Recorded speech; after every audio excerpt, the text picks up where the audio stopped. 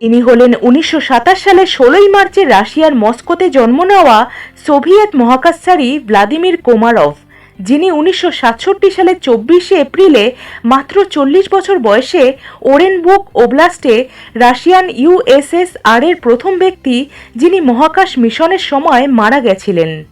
মাত্র 15 বছর বয়সে মস্কো স্পেশাল এয়ারফোর্স স্কুলে ভর্তি হয় কোমারভ।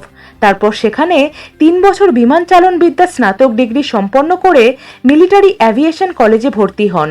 সেখানেও 3 বছরের প্রশিক্ষণ শেষ করে লেফটেন্যান্ট পদ নিয়ে রাশিয়ান বিমান বাহিনীতে যোগ দেন কোমারভ। এরপর বান্ধবী ভ্যালেন্টিনাকে বিয়ে করেন। 5 বছর বিমান বাহিনীতে কাজ করার পর সেন্ট্রাল সায়েন্টিফিক রিসার্চ ইনস্টিটিউট নামক মহাকাশ গবেষণা প্রতিষ্ঠানে পরীক্ষামূলক পাইলটের পরীক্ষায় 3000 প্রার্থীকে বিট করে প্রথম স্থান অর্জন করেন তিনি।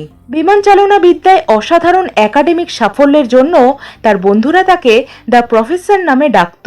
1967 সালের দিকে আমেরিকা এবং রাশিয়া মহাকাশে নিজেদের শক্তি দেখানোর খেলায় মেতে ওঠে।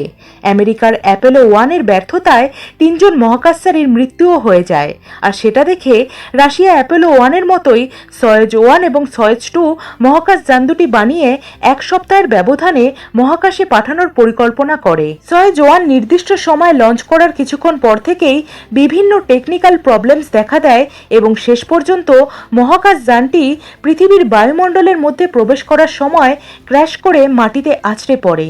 মাটিতে মহাকাশ যানটির ধ্বংসাবশেষ সহ কোমারভের দেহাবশেষ যেটা পাওয়া গেছিল সেটা 30 সেন্টিমিটার ব্যাস এবং 80 সেন্টিমিটার লম্বা একটা পোড়া মাংসপিণ্ডে পরিণত হয়ে গেছিল।